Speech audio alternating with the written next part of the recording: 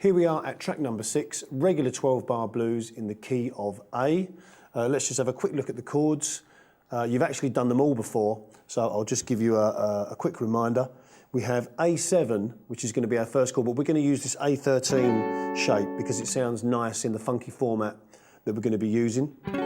So I'll just tell you this one quickly. It's 10 at the A, 11 at the D, 11 at the G, and 10 at the B. Second chord is going to be a D7. Okay, you know that shape already. And the E7 is going to be the same thing, a tone up. Okay, now the rhythm that we're going to use sounds like this. 2, 3, 4.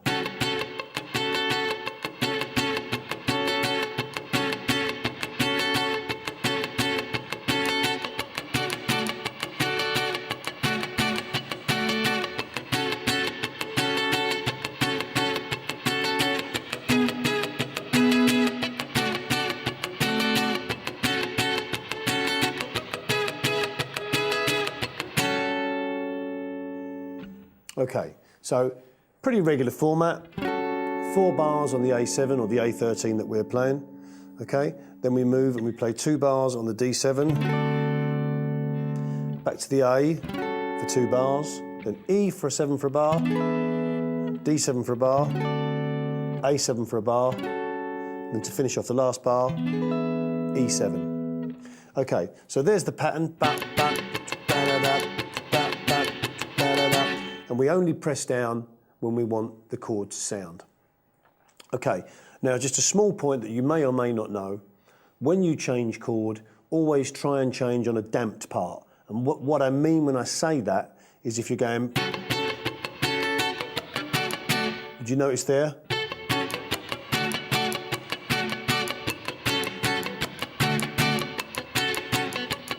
And any rhythm thing I do, if it's that type of thing, I'll do it.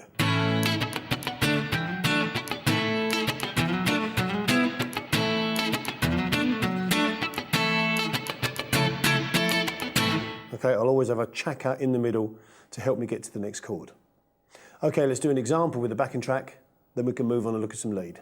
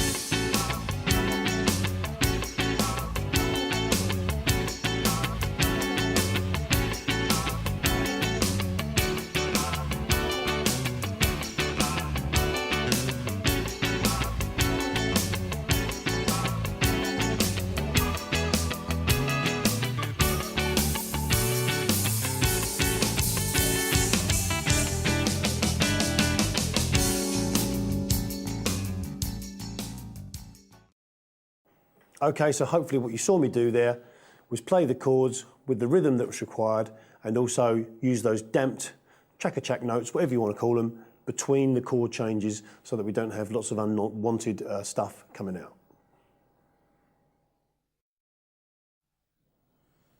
Okay, we're looking at some lead stuff now. Pretty much regular blues, licks, scales, that type of stuff. Main scale is probably going to be A minor pentatonic and A blues scale. A minor pentatonic.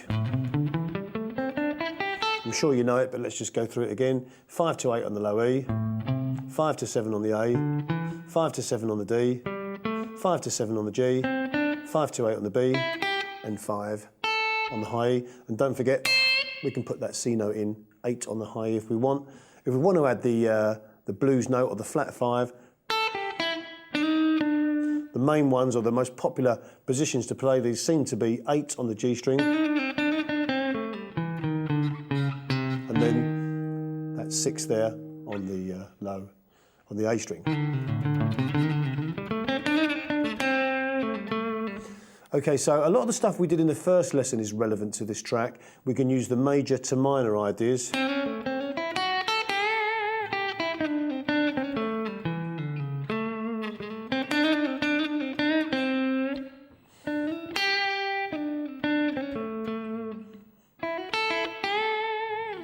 Okay, so remember that. But what I want to do is give you some resolving arpeggios, or that's what I've called them.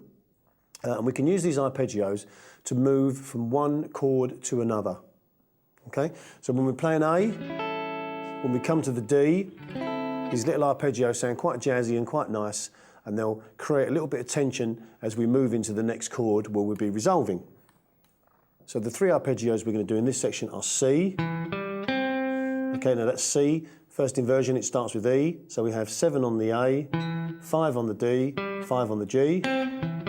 Second arpeggio is going to be a B flat arpeggio, which is going to be 8 on the D, 7 on the G, 6 on the B. And the third arpeggio is going to be A major, and that's going to be 6 on the G, 5 on the B, 5 on the high E.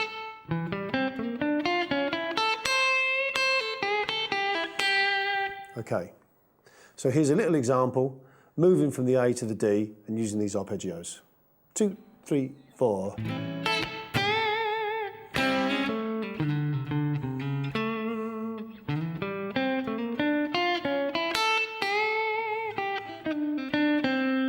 Okay, you saw the way I slipped them in there. Now it will make more sense with the backing track, but I'm just giving you a sort of an example with just the clean sound so you can hear it. But I'm going to switch to a lead sound, do a solo to the backing track, hopefully make these arpeggios sound good.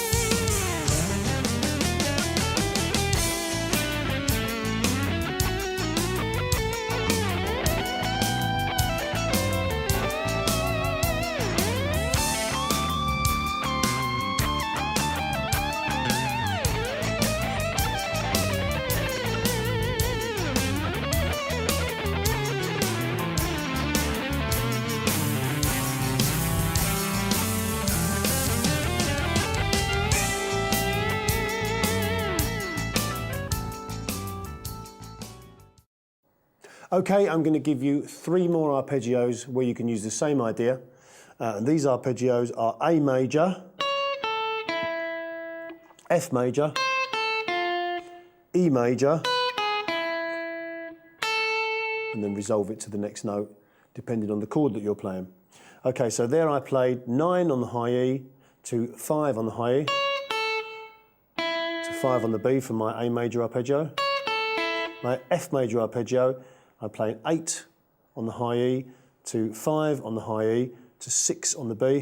Then moving that shape down a semitone for the E, which will be 7 and 4 on the high E and then 5 on the B, and then resolving. But remember, you can play these anywhere you want. And you can hear they resolve quite nicely.